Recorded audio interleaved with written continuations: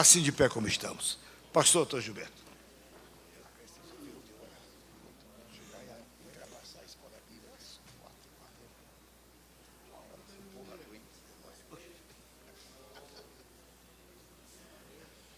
Eu peço que a congregação, os obreiros permaneçam de pé um instante, mas eu quero, com muita alegria, cumprimentar a todos com a santa paz do Senhor.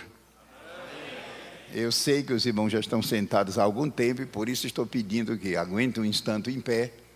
Eu acho que isso predispõe você para ficar bem atento por mais um período de estudo. Mas também eu quero externar, manifestar a Deus a minha gratidão perante este seleto auditório, pela bênção de estar em mais uma escola bíblica aqui do Belenzinho, neste ano de 2007. Eu dou graças a Deus porque frequento as escolas bíblicas desde a adolescência. E os irmãos estão vendo que eu não sou mais criança. Desde a adolescência, eu espero em Deus que as escolas bíblicas, como nós chamamos de culto de oração, elas continuem. Eu sei que significa um grande investimento para a igreja. Oração, jejum, equipe de trabalho, equipes diversas, despesas, publicidade, enfim. Mas os frutos virão. Os frutos virão. A palavra de Deus não volta vazia. Eu peço que o auditório tome seus lugares. E uma nota explicativa antes de anunciar o nosso assunto. No Rio de Janeiro, lá na Casa Publicadora, eu peguei um exemplar da apostila da Escola Bíblica aqui do Belenzinho, de 2007. E por um lapso, não sei de quem, as minhas notas não entraram. Se eu não der uma explicação, os irmãos não vão saber, mas pelo menos o exemplar que eu peguei na própria casa, pouco antes de viajar, não contém o meu assunto. Então, se alguém notar falta na apostila, eu estou dando a explicação. Foi lapso, eu entreguei a matéria muito cedo, mas não sei de quem foi o lapso, o setor que cuida da elaboração desse material. Mas o assunto que Deus pôs no meu coração e compartilhei com o pastor Wellington Júnior foi sobre o aprimoramento do obreiro. Não apenas o melhoramento, o aprimoramento, aprimorar-se. Como o apóstolo Paulo disse certa vez lá em Romanos: enquanto eu for apóstolo dos gentios, eu glorificarei meu ministério. Ou seja, eu elevarei ao máximo, é claro, no poder do Espírito Santo, mas no que dependesse dele, oração, o poder do Espírito Santo, a graça de Deus, ele disse, eu glorificarei, ou seja, eu elevarei ao máximo. É o assunto que pensei compartilhar nesta escola bíblica, o aprimoramento. Os irmãos bem sabem que o médico, o engenheiro, o técnico, ou qualquer outro profissional que não acompanha os últimos avanços do seu campo científico e do seu campo profissional, fica para trás. E sua eficiência cai. E nós podemos pensar diferente no reino de Deus? Não. Então eu gostaria de iniciar o assunto com uma referência bíblica, pensando nesse tema, o aprimoramento do obreiro do Senhor. O aprimoramento no poder do Espírito Santo, na dependência do Espírito Santo, da palavra de Deus e dos recursos que o obreiro puder lançar mão, aprimorar-se, ou seja, chegar à excelência. E isso, meus irmãos, não é ficção, isso não é filosofia, isso não é sonho, é tanto que eu prefiro ler a Bíblia. Vamos abrir na epístola de São Paulo aos Filipenses. É um versículo, uma leitura introdutória, E em seguida passaremos ao assunto. Epístola de São Paulo aos Filipenses, capítulo 3, dos versículos 12 a 14. Eu poderia ler apenas um desses versículos, mas como se trata de um parágrafo, uma unidade de pensamento da parte de Deus, eu vou ler de 12 a 14. Não que já a tenha alcançado, ou que seja perfeito, mas prossigo para alcançar aquilo para o que fui também preso por Cristo Jesus. Não é surpreendente isto aqui, para nós obreiros? Um homem da estatura espiritual do apóstolo Paulo, um gigante espiritual. Quem é que não sabe aqui que Deus, na sua presciência e providência, repartiu com aquele homem tesouros imensos do seu saber, do seu poder, da sua graça? E aqui ele diz, no versículo, prossigo para alcançar. Isso nos quebranta. E num certo sentido, no sentido bom da palavra, isso nos desperta, nos humilha diante de Deus para seguir o seu exemplo. O versículo 13. Irmãos, quanto a mim, não julgo que eu haja alcançado, mas uma coisa faço. Será que, com muito de nós obreiros, o nosso problema não é andar correndo atrás de muita coisa uma vez só? Eu estou dizendo no sentido de prioridades. Como os irmãos bem sabem, a vida cristã, ela necessita da fixação de prioridades espirituais. O que é que deve vir neste momento em que estamos vivendo em nossa vida cristã e ministerial? Em primeiro lugar, em segundo, em terceiro, em quarto. Ele disse aqui, uma coisa faço. É claro que ele não tinha somente uma coisa para fazer. Quem é que não sabe que um homem do quilate do apóstolo São Paulo, como nós vemos nos Atos e nas Epístolas, era muita coisa em que ele laborava, minha gente. Mas ele disse aqui, não, neste momento há uma coisa prioritária. Eu creio que a igreja aqui se recorda do salmista quando disse, uma coisa pedi ao Senhor. Será que ele só tinha uma coisa para pedir? É claro que não. Um homem como Davi, que era rei do povo de Deus, os irmãos sabem que ele também foi musicólogo, ele também foi um guerreiro, ele foi um homem então de várias áreas. Ele disse, uma coisa pedi ao Senhor, ou seja, naquele momento havia uma coisa prioritária em sua vida. Os irmãos conhecem isso no Salmo 27. É um caso parecido com aquele que aconteceu quando Jesus visitou a casa de Lázaro e chegou para uma das irmãs de Lázaro e disse, Marta, Marta, tu andas preocupadas com muita coisa, mas uma só. Será que ela só teria uma coisa para fazer na vida? É claro que não. Certamente, como qualquer dona de casa, tinha muitas coisas para fazer, coisas que eu digo legítimas. Mas qual seria a primeira naquele momento? Ele disse, uma coisa só te é necessária. Será que o nosso problema não deva ser este? De por falta de sabedoria, maturidade, pressa, não sei o que, correr atrás de muita coisa ao tempo só? O versículo 13 ele disse, não julgo que eu haja alcançado, mas uma coisa faço, e é que, esquecendo-me das coisas que estão atrás de mim, eu suponho que não eram coisas boas, só devia ser coisa ruim, quem sabe amarguras. Todo mundo sabe que o apóstolo Paulo sofreu muito, como outros homens de Deus sofreram. Sofreram o que eu digo? Por amor de Cristo, por amor do Evangelho. Ele disse, esquecendo-me das coisas que atrás ficam e avançando. Isso me desperta, isso me estimula. Avançando, como se explica isso? Um homem da estirpe do apóstolo São Paulo, que tinha chegado ao ápice, ao cúmulo da carreira, dizer avançando, e ainda estava na prisão. Os irmãos se lembram que essa epístola foi escrita na prisão.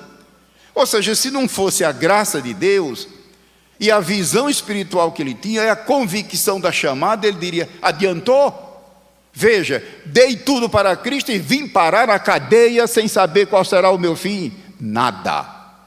Ele está aqui como um herói, como um vencedor, dizendo, avançando para os que estão diante de mim. E veja agora o versículo 14, onde eu quero me deter pelo menos um minuto, nesta leitura introdutória. Prossigo para o alvo. Isto me envergonha, no sentido bom da palavra. Isso me envergonha. Eu que sou um pigmeu espiritual, eu, Antônio Gilberto, que sou um anão, achando que já cheguei ao máximo. Meus irmãos, Deus tem muito para repartir com você e conosco, muito. Eu sei que muitas vezes nós dizemos, mas eu sou limitado, eu tenho esse problema de saúde, eu tenho não sei o que, eu tenho aquilo outro. Mas o Senhor tem muito do seu tesouro para repartir. Deus dá a cada um ministério ou mais, depende da sua graça, do seu descortino.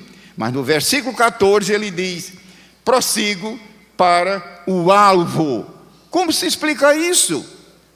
Se ele já tinha chegado ao ápice, pregador, apóstolo, doutor dos gentios, um homem a quem Deus concedeu ao apóstolo Paulo visões, conhecimento e revelações, que ele disse, ao mortal não é lícito eu revelar.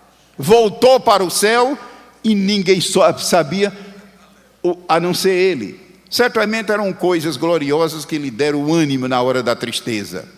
Certamente naquelas horas que quiseram matá-lo, como certa vez o arrastaram fora da cidade, os irmãos se lembram, na cidade de Listra, foi dado até como morto. A Bíblia conta que os irmãos se arrodearam em volta dele, oraram e ele se levantou.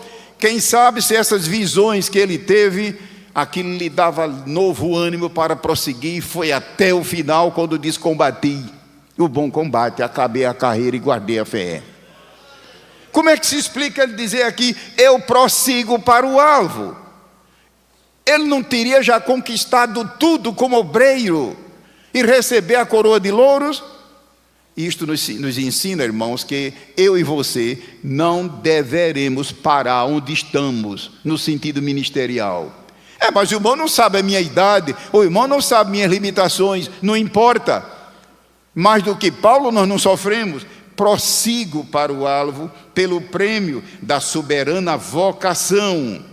Lembre-se que vocação aqui neste versículo, pelo menos neste, devido lidar pela graça de Deus com tradução da Bíblia, as dezenas e dezenas de versículos Deus nos concede gravar na mente. E eu me lembro que nesse versículo aqui, vocação não é vocação ministerial, é vocação no sentido de chamada para a salvação, que é a vocação suprema.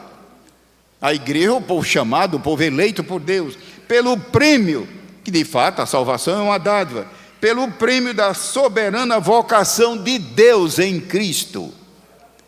Então, em suma, esta passagem, como muitas outras, nos mostram que o obreiro do Senhor, homem ou mulher, não importa que se é um obreiro de menor categoria ou da mais elevada categoria, ele deve buscar aprimorar-se no que depender dele, ansiar aprimorar-se.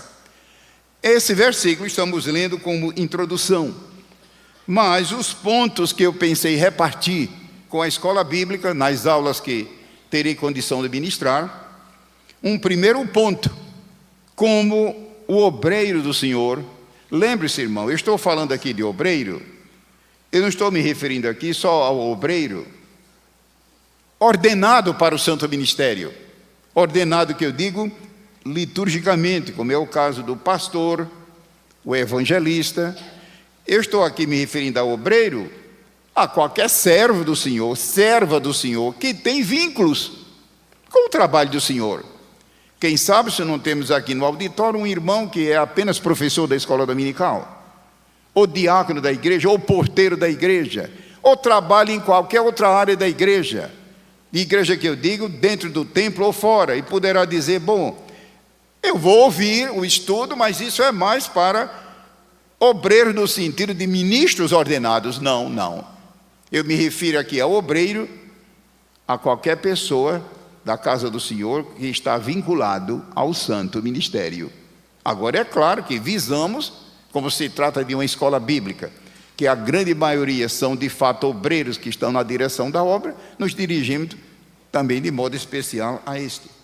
Então, um ponto número 1, que eu suponho que não esteja nas notas, pelo menos a cópia que eu peguei no Rio de Janeiro, não contém as notas que eu escrevi, mas foi lapso lá de quem elaborou. Eu entreguei as notas muito cedo lá na casa publicadora.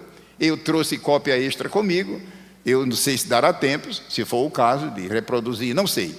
Isso é um assunto secundário. Mas um ponto inicial, que dentro do horário nós vamos repartir, como o obreiro do Senhor pode sempre melhorar para aprimorar-se, chegar ao máximo, segundo a graça de Deus em sua vida. O obreiro deve ler muito. Ler muito. É claro, eu estou dizendo ler literatura sadia. É claro que eu quero dizer literatura seleta. Eu acho que nem eu preciso dizer isso. Tanto literatura cristã, evangélica, como secular. Secular. Ler muito. Irmãos queridos, isso é difícil. É difícil. Eu, para manter isto, eu sei o grau de disciplina que eu tenho que aplicar a mim mesmo. E você sabe que, dentro da nossa cultura cristã, do Ocidente, inclusive aqui do Brasil, o nosso pastor, o pastor da nossa igreja, é o homem que faz tudo. Ele, além de conduzir o rebanho de Deus, é claro, eu estou falando aqui de pastor, entendam-me, não é apenas pastor no sentido de ter o título. Eu estou dizendo o pastor, o homem que foi chamado por Deus para o santo ministério. Ele tem o chamado divino, como está lá nos dons ministeriais. Além de conduzir o rebanho do Senhor, são muitas e muitas e muitas as atribuições e trabalhos e funções e deveres, construção, supervisão, pregação, ensino. Meu Deus, é uma infinidade de cargos. Mesmo aqueles que não estão na direção da obra. Se não houver disciplina, de autodisciplina, é muito difícil. Talvez um dia ele consiga ler 5 minutos, no dia seguinte, ou 2 dias depois, 15 minutos. É preciso muita disciplina. Eu sei a disciplina que eu mantenho para conseguir ler. É claro, eu não estou falando da Bíblia. A Bíblia eu não preciso nem tocar. Imagina um obreiro que não lê a Bíblia diariamente. Imagina um obreiro que não estuda a Bíblia. Não, eu não preciso nem tocar nisso, é tanto que eu nem mexi no assunto. A Bíblia é ímpar. A Bíblia não precisa ser mencionada. Mas eu estou dizendo literatura outra, auxiliar. O obreiro ler muito. Ler muito. Livros comuns, dicionários, inclusive dicionários bíblicos, uma vez que nossa língua materna é a língua portuguesa, e o dicionário é um léxico, com A a Z, dependendo do tipo de dicionário, pode ajudar muito. Comentários da Sagrada Escritura. Hoje, pensando bem, numa época como a nossa, 2007, 2004, 2007, 2008, eu confesso aos irmãos, nós não temos desculpas. Porque hoje nós temos, nas grandes cidades brasileiras e nas pequenas também, não só nas capitais e no litoral, como no interior do Brasil, escolas bíblicas, institutos bíblicos, e seminários e faculdades. Note bem, eu não estou dando o meu aval a tudo, porque com essa proliferação desenfreada que está ocorrendo, eu devido, pela graça de Deus, trabalhar nesse campo, eu sei o que é que eu tenho visto. Mas eu estou falando de uma escola normal, uma escola, o curso, o instituto, como queira, um educandário evangélico, que seja compromissado com Deus, compromissado com a palavra de Deus, compromissado com a sã doutrina. Temos muitos no Brasil. Mas também temos, graças a Deus, uma riqueza de livros, literatura. A casa publicadora, Deus tem abençoado, diga a CPAD, está sempre lançando, mas outras editoras também, evangélicas. A nossa mocidade, moças e rapazes, não tem desculpa. Agora, modéstia à parte, no meu tempo de jovem, e talvez no tempo de muitos aqui, que já tem talvez a minha idade, não havia. Lance agora um olhar retrospectivo para o passado. Era difícil encontrar literatura boa, de boa qualidade, de autores inspirados. É isso que eu estou querendo dizer, literatura seleta. Era difícil, mas agora, graças a Deus, há uma fartura. E se Jesus ainda tardar, maior fartura virá. Louvemos a Deus por esses dias.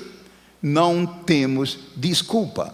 Então estou citando aqui comentários, manuais. Temos manuais, eu coloquei aqui sem colocar um adjetivo, porque temos bons manuais. Manuais de evangelismo, manuais sobre a Bíblia, manuais, etc. Atlas, que é um tipo de literatura que muitos obreiros colocam em segundo plano e até ignoram Atlas. Mas, meu querido irmão, aqui à nossa direita, esquerda, eu peço desculpa aos colegas que estão aqui à retaguarda, porque aqui nós temos um outro auditório. E eu gostaria de vez em quando, se eu pudesse, voltar aqui, porque senão fica dando a impressão que eu não estou ligando aqui para o público, mas, por favor, é uma circunstância, ou seja, um outro auditório está aqui à retaguarda. Mas é claro que eu estou falando com todos nós. Como situar a mensagem de Deus no espaço, se não for com Atlas? Espaço que eu digo, espaço geográfico. Como situar? Fica muito mais proveitoso, muito mais estimulante, muito mais objetivo quando você prega, escreve, fala e diz: foi aqui que o local aconteceu, foi em tal lugar. A mensagem tem outro peso. Não será por isso que Deus colocou na Bíblia nome de centenas e centenas de cidades e de rios e de lagos e de etc. e de mares? Deus não ia colocar isso na Bíblia só para encher espaço.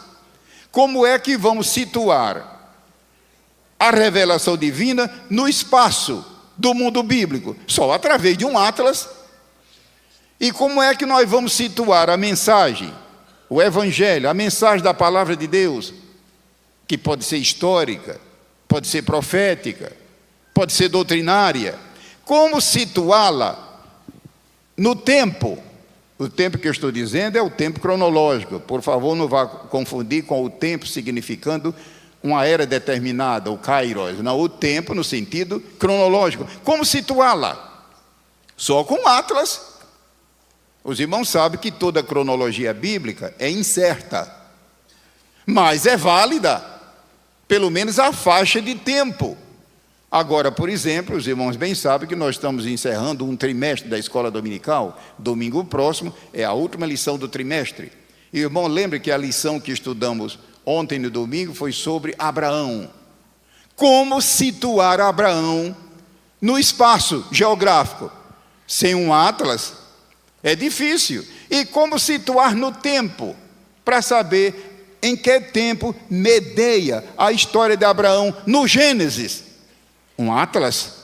Então estou citando o atlas, e felizmente a nossa casa publicadora publica atlas, mas tem outras editoras que publicam também, maiores, menores, mais caros, mais baratos, porque depende da formatação, depende de cores, etc, etc. Ainda falando sobre ler muito, gramáticas. Eu estou usando o plural porque gramáticas da nossa língua materna, mas também gramática das línguas bíblicas. Foi-se o tempo que os obreiros tinham dificuldade de estudar línguas bíblicas. Hoje, com o avanço da ciência e da tecnologia, está ao alcance de todos. Ao alcance, mas primeiramente gramática da língua portuguesa. Eu não sei se o tempo dará, mas eu acho que também, a meu ver, seria um atrevimento meu.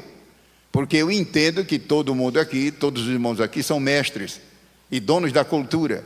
Mas quem sabe, se houver tempo, se o tempo der, Quem sabe, já que estamos falando em gramáticas, se não seria interessante mencionar pelo menos os 4 principais erros que nós cometemos no uso da linguagem, uma vez que o obreiro é o homem da comunicação.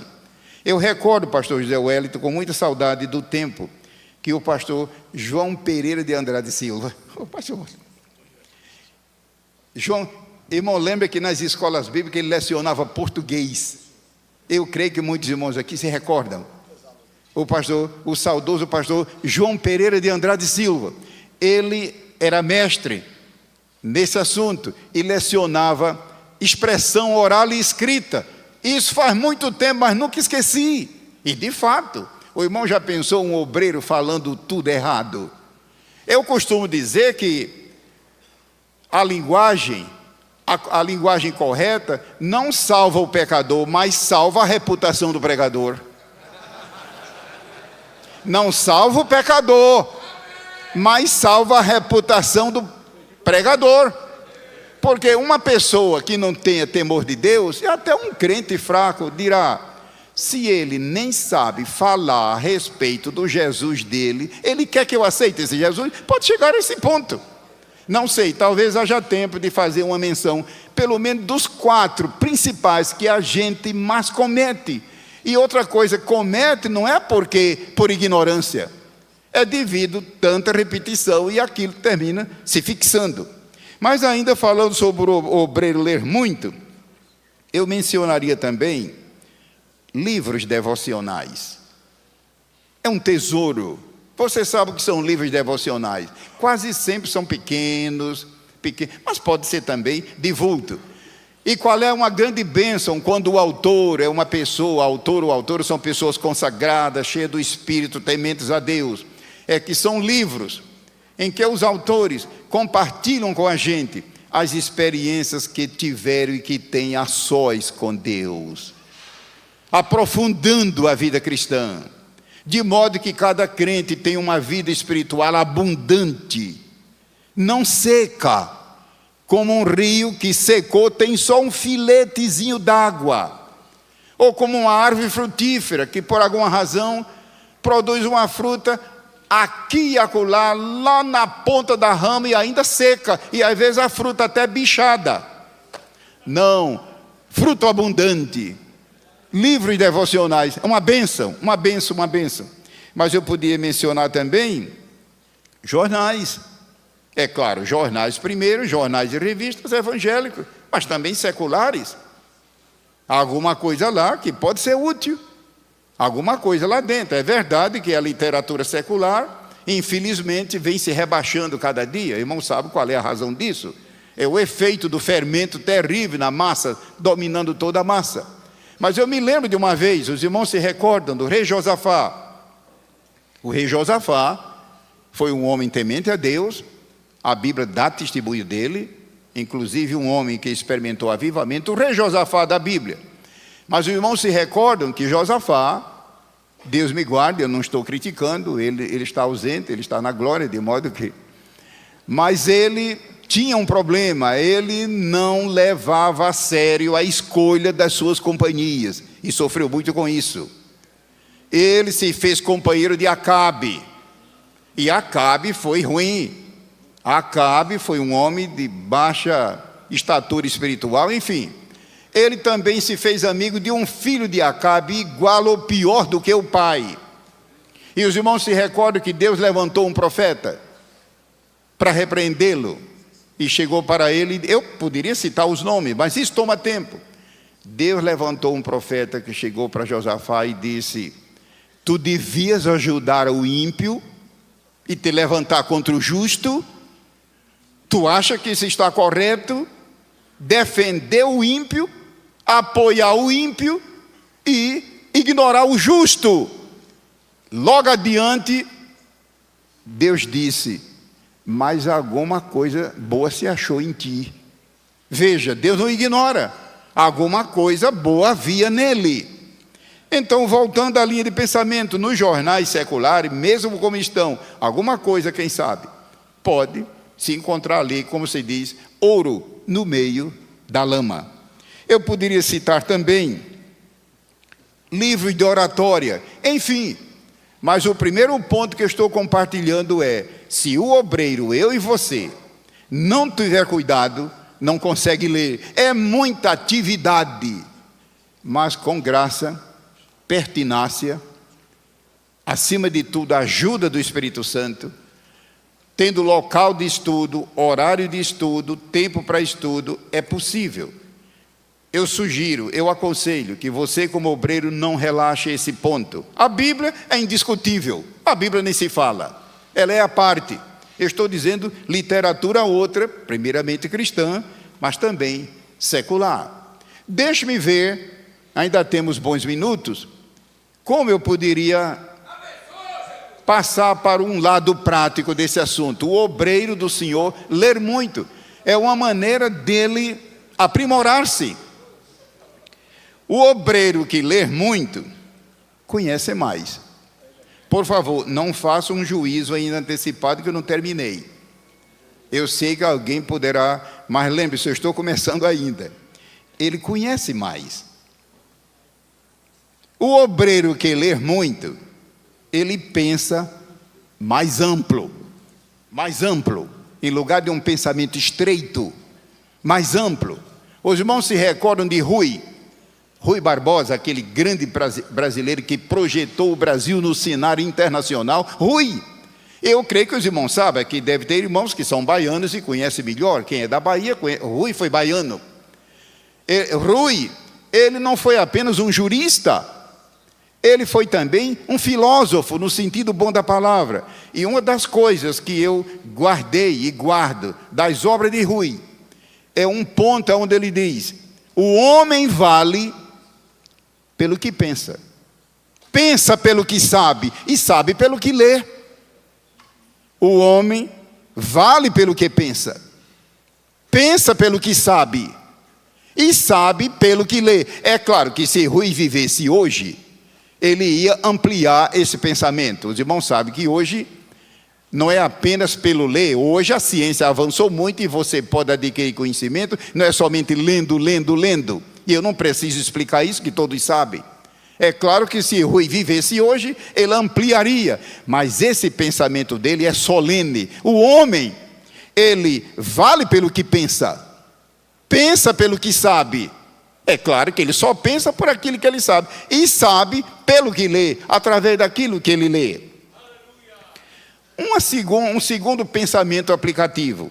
O obreiro que lê muito, ele compara melhor as suas ideias.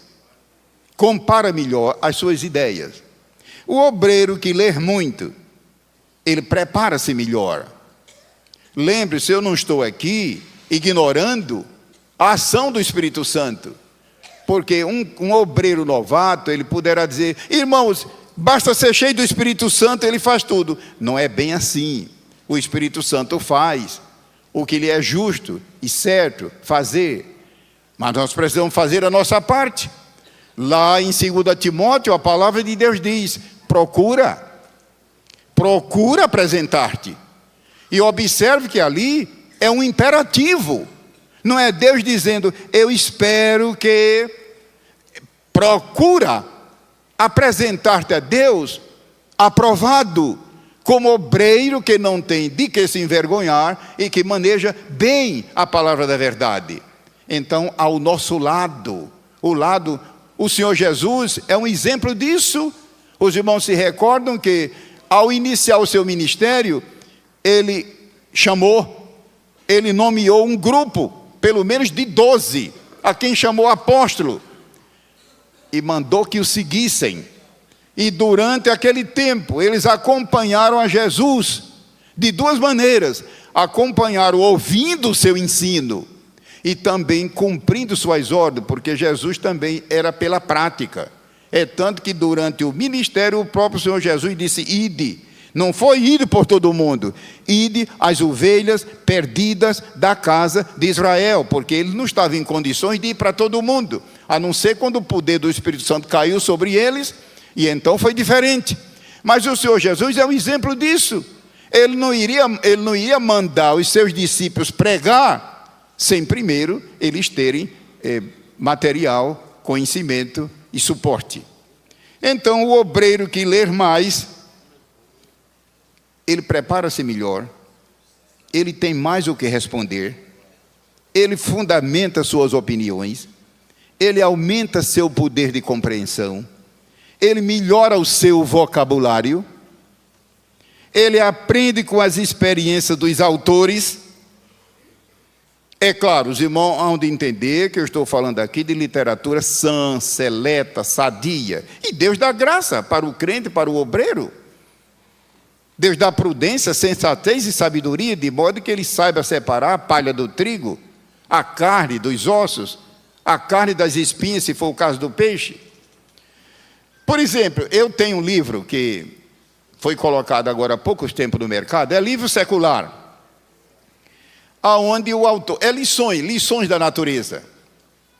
Duas delas que eu achei interessante, foi a marcha dos animais da floresta sobre a Casa Branca para fazer protesto. Os animais fazendo uma marcha em direção à Casa Branca, lá na América, para fazer um protesto. Os animais. Mas é um pouco longa, eu não me arrisco a citar aqui, mas é edificante. Eu me lembro que a Bíblia cita a história de animais no sentido de fábula. Ou seja, se a verdade fosse dita de frente, o autor seria perseguido. Como o Senhor Jesus, ele proferiu tanta parábola, ele diz por quê? Devido à oposição. Mas outra história que me impressionou nesse livro é uma em que o rei da floresta, ou seja, o leão, ele resolveu um dia beber água à beira lá de um lago, não num rio, mas à beira de um lago. E acontece que o serviço secreto dos animais descobriu esse plano dele. Só que o plano dele não era bem beber água, era devorar animais. O serviço secreto dos animais descobriu e espalhar a notícia para todo mundo se precaver. Jacaré, onça, não sei o quê, aves, tudo, rato, lebre, tudo se precaver. O leão ia beber água naquele açude, naquela lagoa, mas não era bem beber, o objetivo dele era devorar animais, matar a fome. Encurtando a história, quando a notícia se espalhou, o livro diz que o lebre disse: para mim não é problema, eu corro igual um raio. E além disso, além de eu correr, quando eu corro eu dou pulo de 5, 8, 10 metros e leão nenhum me apanha. Ainda tem mais, quando eu corro, eu posso com facilidade me esconder num buraco, etc. E ainda tem mais, eu posso também, correndo, mudar de rumo, e o leão não vai fazer nada comigo. Mas a águia disse, e comigo muito menos, porque é somente eu bater minhas asas e o leão vai ficar vendo estrelas. O jacaré disse, para mim também, não é afronta nenhuma, porque tão logo eu o veja, eu me enfio dentro d'água, fico lá embaixo o tempo que eu quiser. E o pato disse, eu sou o melhor de todos, porque eu corro, eu também voo, e eu também mergulho. De modo que, se ele aparecer aqui, eu corro. Se eu quiser, eu posso voar. E se eu quiser, eu posso mergulhar. Encurtando a história, que é bastante longa, no dia que o leão veio, comeu o pato. E escute por quê. Eu estou citando como é que, nas fontes seculares, você às vezes encontra ilustrações. Comeu o pato. Porque o livro conta que quando o leão apareceu, a águia bateu asas. O jacaré mergulhou, o lebre sumiu igual um raio. E o pato, ele comeu por quê? O pato não corre, o irmão já viu o pato correndo? Ele corre todo assim e corre devagarzinho. Segundo, o pato, não sei se os irmãos já viram, para voar, o voo dele é baixo e também voa de maneira torta, porque ele não é especialista naquilo. E mergulhar, ele mergulha a cabeça, mas fica a parte da cauda de fora. O leão comeu o pato. Então, eu estou dizendo aqui que o obreiro que lê muito, ele aprende com as experiências dos outros e as experiências ilustradas nos livros. Eu me lembro que na Bíblia há exemplo, no livro dos Juízes tem vários casos desse tipo. Lembra daquela história das árvores? Quando for escolher um rei, as árvores. Lembra do caso do espinheiro? Elegeram o espinheiro e o espinheiro espinhou todo mundo. E na igreja não tem lugar assim? Que elege um só para espetar os outros. Deus nos guarde. O obreiro que ler muito, ele avança no conhecimento do passado e do presente. Mas, meus irmãos, eu queria deixar um alerta. Era o ponto que eu queria chegar. O crente, a pessoa, o obreiro, seja quem for, que ler muito, tem uma grande tendência de falar muito. Pense bem, você é bom de imaginar as coisas? Uma pessoa, é claro que depende também da maturidade. Eu estou falando de uma pessoa que é adulta, que ler muito, ela também tem uma tendência, não estou dizendo que fale, tem uma tendência a falar muito, a usar demais a língua. Será por isso que quando o apóstolo Paulo escreveu a Timóteo, os irmãos se recordam, na primeira epístola, ele escreveu a Timóteo dizendo: Timóteo, ninguém despreze a tua mocidade, mas ser o exemplo dos fiéis. O que é que Timóteo andava fazendo? Pense bem, Timóteo, como todo mundo sabe, era um obreiro jovem. Ninguém sabe, a Bíblia não revela, mas alguma coisa estava andando errado. E ele reclamou para Paulo. Paulo disse: Timóteo, ninguém te despreze porque tu és jovem. Mas, há um mas, ser o exemplo dos fiéis. O irmão se recorda qual foi a primeira coisa que Paulo disse, ser o exemplo dos fiéis? Não seria bom dar uma olhada agora em 1 Timóteo? Já que nós não mexemos com a Bíblia nesses últimos minutos. 1 Timóteo 4 e versículo 12. Glória ao nome do Senhor. 4:12 de 1 Timóteo. Ninguém despreze a tua mocidade, mas seu exemplo dos fiéis. Na palavra. Até aí. Só vou pedir que o irmão, por favor, repita a leitura. Mas só quando chegar na palavra. Ouçamos, por favor. Ninguém despreze a tua mocidade, mas seu exemplo dos fiéis. Na palavra. Na palavra. Será que o problema não era esse? Timóteo andava falando demais? Porque palavra nesse versículo não é a palavra de Deus. No original está bem claro. Neste versículo aqui, palavra é o uso da língua, o uso do vocabulário, o uso da linguagem. Quem sabe, porque é muita coisa que ele disse para Timóteo, ser exemplo, mas veja qual foi o primeiro. Timóteo, ser o exemplo dos fiéis, no uso da linguagem, no uso da fala, no uso da língua. Quem sabe se Timóteo não andava falando demais? Eu creio que os irmãos se recordam que nessa mesma epístola, o apóstolo Paulo diz que há obreiros faladores. E muita gente poderá pensar ali que falador é a pessoa maledicente. Não é bem isso. É falar o tempo todo. E tem gente que fala até dormindo. Você sabe disso? Tem gente que fala dormindo. Dormindo, não é caso de sonâmbulo, não. E você já notou que tem gente que fala sozinho? Não tem com quem falar, eu falo comigo mesmo. Deus nos guarde. Talvez, eu não sei. Timóteo, ser o exemplo dos fiéis, na palavra. Lembre-se que na palavra, neste versículo, neste aí só, eu não estou falando dos outros. Timóteo seja exemplo no uso da linguagem. Linguagem comedida, linguagem sábia, linguagem oportuna, linguagem que sara, enfim, porque a língua pode ferir e matar.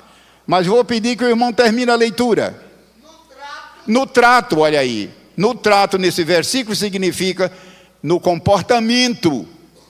No comportamento. O trato aí é uma palavra clássica. Mas na linguagem moderna é no testemunho, Timóteo. Qual é a outra, meu irmão? Na caridade. No amor de Deus. E depois?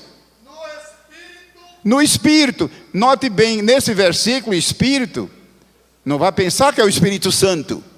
é a palavra que hoje nós chamamos de temperamento, na linguagem moderna.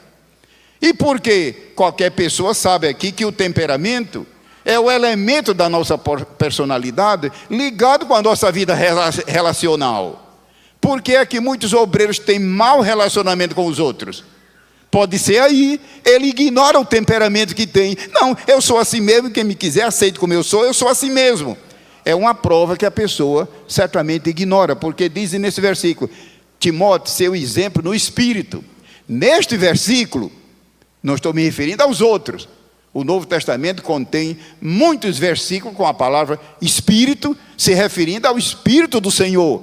Mas nesse versículo, é a palavra que hoje a psicologia chama de temperamento. E quem é que não conhece o livro de Provérbios?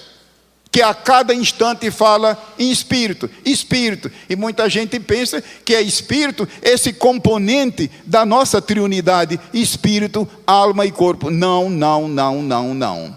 Espírito, nesse caso, é o que nós chamamos hoje de temperamento. Timóteo, ser exemplo também no temperamento. Por quê? O temperamento é o elemento da nossa personalidade que tem a ver com o meu relacionamento com esposa, com filhos, com ovelhas, uns com os outros. Não será por isso que há obreiros que por onde passam quase que fecham a porta para si? Pode ser problema da vida relacional. E depois, meu irmão, tem mais um. A fé. E é claro, meu irmão, que fé aí não é fé salvífica, porque Timóteo já era salvo. E os irmãos bem sabem que a palavra fé na Bíblia tem mais de uma manifestação. A fé é divina, mas ela tem mais de uma expressão. E é claro que fé aí se refere à vida cristã, mas tem mais. Na pureza, que tem a ver principalmente com o lado externo. Pureza, santidade externa. Santidade ligada ao corpo, ao comportamento. E terminou. Mas veja qual é o primeiro, que o apóstolo Paulo disse, Timóteo, seu exemplo dos fiéis, na palavra. Eu fico pensando, será que Timóteo, devido, quem sabe, ser um obreiro ainda moço, apesar de conviver com Paulo, não tinha a tendência de falar demais, demais, demais? Pode ser. Por que é que vem em primeiro lugar, se os outros assuntos são tão relevantes? Mas então, como eu estava dizendo, quem ler muito precisa vigiar, porque tem uma tendência muito forte de ser eco ou reflexo daquilo que lê. Mas isso não quer dizer, irmão, que eu estou desmotivando você a ler. Você a ler. De sorte que um ponto que eu estou trazendo, temos mais poucos minutos para esta preleção, como o obreiro do Senhor, qualquer obreiro, pode melhorar o seu ministério para aprimorar-se. Ler muito, mas ler de maneira metódica. Não é apenas ler hoje e depois quando der apetite. E muitas vezes só ler aquilo que gosta. Ora, se nós só lemos aquilo que gostamos, igual açúcar na boca, mas tem assuntos que não são tão gostosos, mas tem muita coisa para nos ensinar. Imagine uma criança, aqui há dezenas e centenas de irmãos, que certamente são casados, têm filhos na escola, filhos e filhas, estudantes, e você já viu que os estudantes têm matérias da escola, que francamente eles tiram 9, 10 brincando, e tem matérias que é uma luta, é notas baixas, porque não gosta. Na vida espiritual acontece a mesma coisa. Nós não vamos deixar de estudar um assunto, na Bíblia ou fora da Bíblia, só porque o assunto é um pouco indigesto. Aquilo faz parte do currículo, faz parte da dosagem. Glória seja o nome do Senhor. Só dá tempo agora mencionar mais um ponto. Eu preparei aqui 12 itens. Como o obreiro pode melhorar no sentido de aprimorar-se. Eu creio que nessas aulas que vamos ter, dará para apresentar esses 12 pontos, mesmo que seja de maneira corrida. E se não der, a gente suprime alguns deles. Mas a escola não pode sofrer prejuízo por causa de horário. Mas nós temos ainda 10 minutos. Em segundo lugar, como o obreiro... Meus irmãos queridos, entendam-me. Eu sei que aqui no auditório, inclusive aqui na plataforma, Certamente nós temos obreiros aqui com 40, 50, 60, quem sabe, anos de santo ministério. Mas quem sabe se não temos obreiros aqui que são iniciantes. É para esses, principalmente, que eu me dirijo. Dirijo a todos, principalmente aos iniciantes. Em segundo lugar, como o obreiro pode melhorar no sentido de aprimorar-se. Ele já faz aquilo, mas ele precisa aprimorar-se. É o obreiro cursar formalmente. Mas espero que eu não terminei o enunciado. Cursar formalmente, ou seja, cursar numa escola. Uma escola credenciada, é claro. Eu estou falando de escola bíblica. E, é claro, também escola secular cursar. E qual é a bênção de cursar numa escola? É uma coisa muito abençoada chamada currículo. Qual é a vantagem de um currículo? Um currículo significa um conjunto de matéria. Mas só matéria? Matérias dosadas. É aí que está a bênção de um currículo. Os assuntos são dosados, de modo que um completa o outro, um pressupõe o outro. Uma escola que ensina sem currículo não merece o nome de escola. É o currículo que é a chave. Porque o currículo é uma sequência de assuntos para transmitir ao aluno o preparo que ele precisa, mas de maneira dosada, mais ou menos, etc. Mas é só cursar formalmente? Não, a frase completa seria: e continuar como um bom autodidata. Repetindo, um segundo ponto: como o obreiro pode melhorar? Cursar formalmente. Agora imagine, nós como somos ocupados. Quem sabe se não temos obreiros na galeria, aqui embaixo, aqui a nossa retaguarda dizendo: irmão Gilberto, a ideia é excelente, só que é um sonho, é uma quimera para mim. Não, meu irmão. Tudo depende de propósito, tudo depende de resolução, tudo depende de oração, de confiar no Senhor. Porque, modesta parte, eu com toda a minha sobrecarga, que Deus tem colocado sobre mim, eu continuo estudando no sentido formal e como autodidata. É claro que eu não quero me colocar aqui como modelo, absolutamente, mas é questão de autodisciplina e busca da face de Deus em oração, cursar formalmente e continuar como um bom autodidata.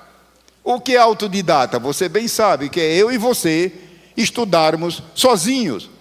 Mas um conselho queria deixar com os alunos da escola bíblica: se você, meu irmão, estuda de maneira autodidática, estuda sozinho, um conselho que eu dou: busque ajuda de um pedagogo cristão. Note bem, cristão.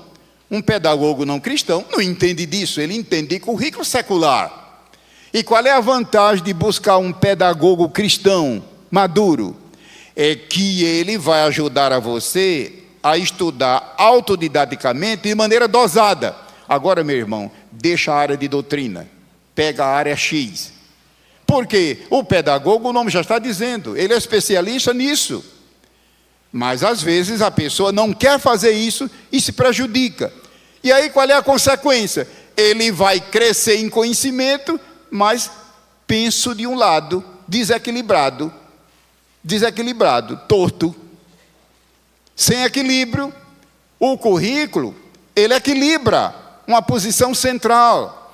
Um pedagogo cristão amadurecido e experiente, ele ajuda o autodidata a estudar os assuntos. Senão você só vai estudar o que você gosta.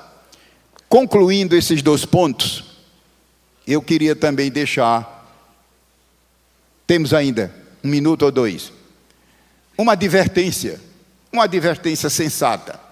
Lembremos-nos que o conhecimento, inclusive o bíblico, o conhecimento, a aquisição de conhecimento, não é um alvo. Quem sabe se eu não peguei alguém aqui de surpresa. Acompanhe o meu raciocínio. O conhecimento, a aquisição de conhecimento, não é um objetivo, não é um alvo na vida cristã. Na vida secular, sim. Mas no reino de Deus, não. No reino de Deus, à luz da Bíblia, conhecimento é um meio para chegar a um fim. É tanto que Jesus nunca disse: conhecereis a verdade e o conhecimento vos libertará. Veja que eu citei errado. E ninguém protestou. Não sei se por respeito a mim. Jesus nunca disse: conhecereis a verdade e o conhecimento. É tanto que na igreja há homens e mulheres com um conhecimento fabuloso e vivem cheios de dúvidas, de incerteza, duvida da Bíblia, duvida de Deus, duvida de tudo, cria problema, enfim. Que conhecimento é esse? Não, Jesus disse: a verdade vos libertará. Não é o conhecimento. Por favor, não entenda mal. Nem vá parar de adquirir conhecimento. Mas lembremos-nos que no reino de Deus, o conhecimento não é um alvo final. É um meio. É um caminho para chegar lá. É tanto que eu queria concluir. Temos ainda um minuto final para mostrar isso à luz da palavra de Deus. Vamos abrir depressa em Hebreus. Hebreus. Tomemos Hebreus capítulo 9.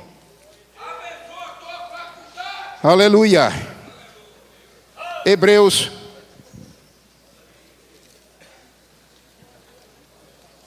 Hebreus, capítulo 8, e versículo 10. Eu vou pedir a liberdade de eu mesmo ler, devido a ter o microfone.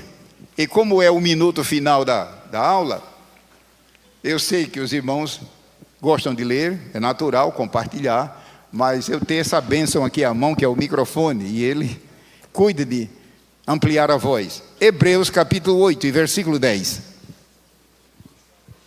8 e 10. Alguns segundos que eu estou fazendo pausa para quem foi pego de surpresa e está abrindo a Bíblia agora, localizar a passagem. Porque este é o concerto que depois daqueles dias farei com a casa de Israel, diz o Senhor. A coisa é tão séria. Os irmãos sabem que na Bíblia há milhares e milhares de passagens que não tem essa frase, diz o Senhor, mas aqui tem. Certamente é Deus dizendo: a coisa é séria, é enfática, é enfática.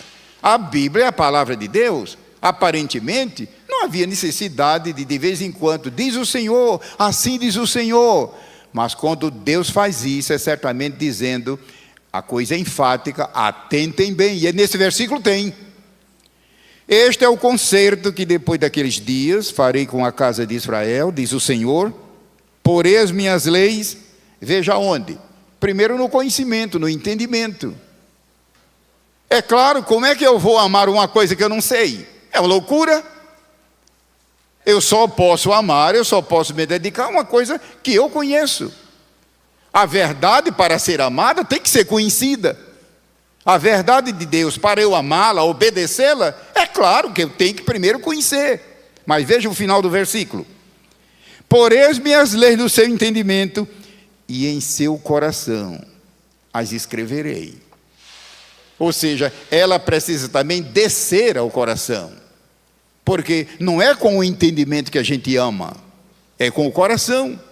É como o salmista disse: escondi tua palavra, não foi no meu entendimento.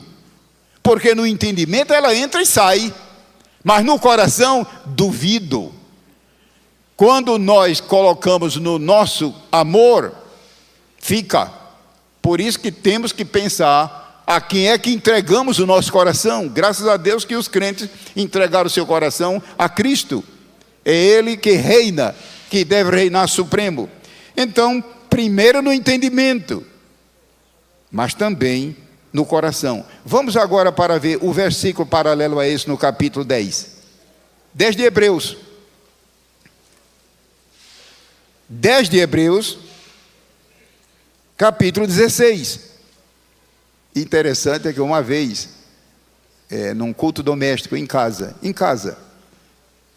há algum tempo atrás, estava em casa fazendo culto doméstico, culto da família. E nós tínhamos uma visita em casa. Era um colega que estava transitando pelo Rio, e tivemos o privilégio de estar com ele naqueles momentos do culto doméstico. E depois que terminamos a oração, junto com a família, ele disse para mim: mas irmão Gilberto, isso aqui eu acho que foi o próprio autor do livro de Hebreus que mudou. Eu disse: não, isso não acontece. A palavra de Deus, os livros da Bíblia são canônicos, ou seja, foi Deus que inspirou no original. Mas veja a mudança aqui no versículo 16. Este é o concerto que farei com eles depois daqueles dias, diz o Senhor.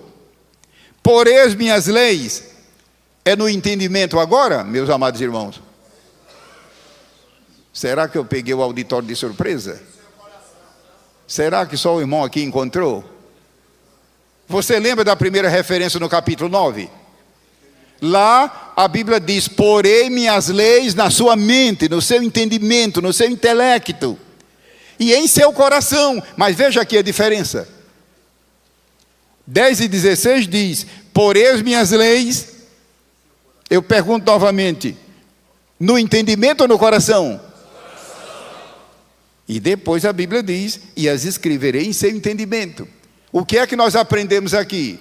É que no capítulo 9, a primeira referência, Deus se refere às pessoas que estão ingressando agora no reino de Deus. Novos convertidos, que estão entrando para a igreja de Deus. Eles precisam adquirir primeiro o conhecimento, sem deixar a palavra de Deus vir ao coração. Mas agora que nós já somos adultos na fé, o que Deus diz aqui é que primeiro precisamos amá-la, sem esquecer de continuar adquirindo conhecimento, pois o versículo termina dizendo: e escreverei em seus entendimentos. Então nós vamos deixar para continuar amanhã 2 pontos podemos abordar, como o obreiro do Senhor pode sempre melhorar no sentido de aprimorar-se. Que Deus, por sua graça, nos abençoe e o seu nome seja mais e mais glorificado entre nós pelo poder do Espírito Santo. Amém. Eu também, irmãos, pedi ao irmão Gerson, veja, não foi ideia dele, foi minha. E por que eu pensei nisso? Porque eu acho que a escola bíblica, eu acho que fazendo isso estou prestando um serviço à escola bíblica. O pastor Jefferson é o gerente da loja da CPAD. E a ideia não foi dele, foi minha. Que ideia foi? Divulgar obras. E note bem, eu não estou fazendo isso no sentido de promoção de vendas. Se resultar em promoção de venda, bendito seja Deus. Mas Deus sabe que o meu objetivo aqui é compartilhar com os irmãos informação sobre obras de edificação para obreiros. Eu pedi que ele trouxesse o comentário histórico-cultural do Novo Testamento de Richards. São obras que passam pelas nossas mãos, pela nossa mente. Este homem é um homem de Deus, é um homem piedoso, é um homem temente a Deus, é um homem santo. E esta obra é meritória. Comentário histórico-cultural do Novo Testamento, vale a pena. A casa lançou agora recentemente. Este aqui, Guia do Leitor da Bíblia, também é desse mesmo autor. É um resumo dos 66 livros. Resumo em que sentido? Um resumo para professores de escola dominical, um resumo para escritores. Os irmãos estão vendo que uma abordagem da Bíblia toda não caberia numa obra dessa. Entretanto, um resumo de cada livro, em vários aspectos, estão nessa obra. O mesmo autor, um homem consagrado, um homem temente a Deus, vale a pena. Lembre-se bem, eu não estou fazendo aqui marketing. O meu objetivo aqui é prestar um serviço à escola bíblica. Ou seja, informações de obras que eu conheço. Rapidamente, vamos depressa, porque é apenas informação. O dicionário de Wycliffe, a casa lançou agora há 2 anos. É imenso. É mais um dicionário, só que é um dicionário enciclopédico. Eu sei que alguns irmãos dizem, mas lá tem uns pontos que são contraditórios. Lembre-se que aqui são 67 colaboradores. E pode acontecer isso. Mas qual é o obreiro e qual é o aluno amadurecido que não separa a palha do trigo quando é preciso? Mas a obra é meritória, meritória. Inclusive aqui estão colaboradores das Assembleias de Deus, o Wycliffe. Vale a pena, eu recomendo, foi obra que nós trabalhamos. Este aqui é um comentário da Bíblia toda, em 10 volumes. 5 para o Novo Testamento, 5 para o Antigo Testamento. O comentário bíblico de Beacon. E por que eu recomendo? Porque é obra que eu compulsei, modesta parte examinei, dei parecer dentro da minha responsabilidade e recomendo. São 10 volumes. É um comentário completo da Bíblia. Recomendo. Escola Bíblica. Recomendo também a teologia sistemática do saudoso missionário Eurico Begistein. É um tesouro. Homem que andou com Deus, e essa obra é meritória. Ele não brinca no serviço, a obra parece pequena, mas é um compêndio profundo sobre doutrinas da Bíblia. Eurico Begistein. E temos também a teologia sistemática de Horton, que é também um teólogo das Assembleias de Deus. Inclusive, ele é o presidente da comissão da Bíblia de Estudo Pentecostal, que eu tive o privilégio de ser tradutor e editor para a língua portuguesa. Eu creio que você tem a Bíblia de Estudo Pentecostal. Dr. Horton é o presidente da comissão. O irmão Antônio Gilberto, pela graça de Deus, faz parte dessa comissão permanente. Vale a pena. Ele é ortodoxo, temente a Deus e outra coisa, um homem cheio do Espírito. E a casa publicadora, pela misericórdia de Deus, eu estou vindo agora, chegando dos Estados Unidos, inclusive tive o privilégio de, no apagar das luzes, quando o pastor José Wellington Bezerra da Costa estava retornando ao Brasil, ainda conseguimos nos encontrar na igreja do pastor Joel e nos abraçar, participar daquela linda cerimônia, e em seguida ele embarcou para o Brasil. Eu estava vindo de Springfield, Missouri, lá da sede da Assembleia de Deus, e um dos objetivos foi reunião com o novo diretor da casa publicadora, levando relatório e trazendo também. E quando eu informei para eles, eles disseram, mas que maravilha, vamos louvar a Deus. Por quê? A Bíblia de Estudo Pentecostal atingiu agora 1 milhão de exemplares em língua portuguesa.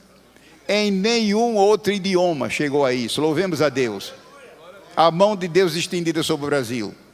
Ela foi agora impressa na 26ª língua. Quando nós comentamos isso na América, eles disseram, e é interessante, tudo começou no Brasil. Eu disse graças a Deus, porque de fato a obra foi produzida aqui no Brasil. Então, a casa agora, para comemorar o 1.000º exemplar, lançou uma tiragem com harpa cristã.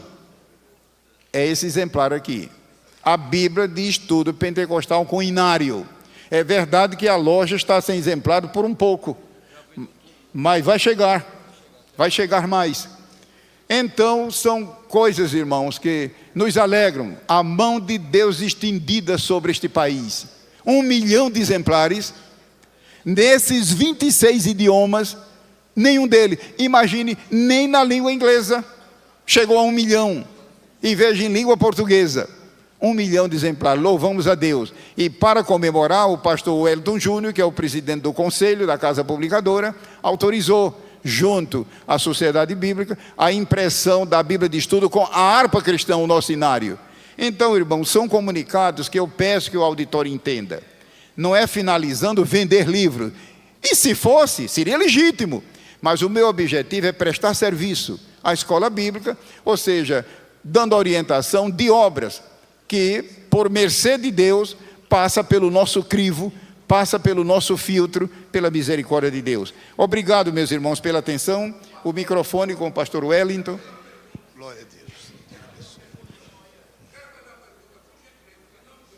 As perguntas, eu tenho o costume de só atender perguntas por escrito. De modo que o irmão, por favor, elabore a pergunta. Não tenha pena de papel. Não faça a pergunta pequenininha. Eu aconselho que pegue uma folha tamanho ofício. E deixa.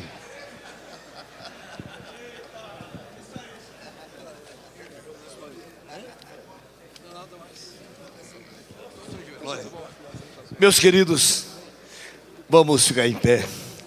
Agradecer ao Senhor por este dia tão abençoado, pelas aulas ministradas para todos nós. Creio que hoje foi mais um dia rico, aleluia, edificante.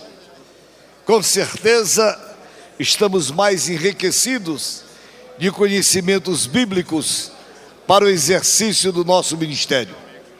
Nós vamos orar, depois iremos para o jantar e logo mais às 19 horas estaremos aqui nesse santuário para cultuar ao nosso Deus. Quero pedir para que o nosso vice-presidente ore conosco.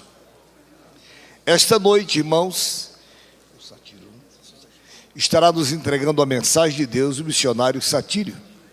Há tempo que nós não ouvimos, estamos sequiosos para lhe ouvir, viu?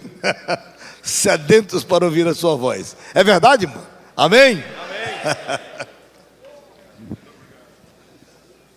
Os irmãos que desejarem a pasta da Escola Bíblica está à disposição dos irmãos lá na nossa secretaria. Dentro da pasta tem a programação, tem a apostila e mais algumas coisinhas que os irmãos poderão aproveitar. Então, os irmãos que desejarem, procurem na secretaria. Também, se desejar somente a apostila, também está à disposição dos irmãos. Oremos.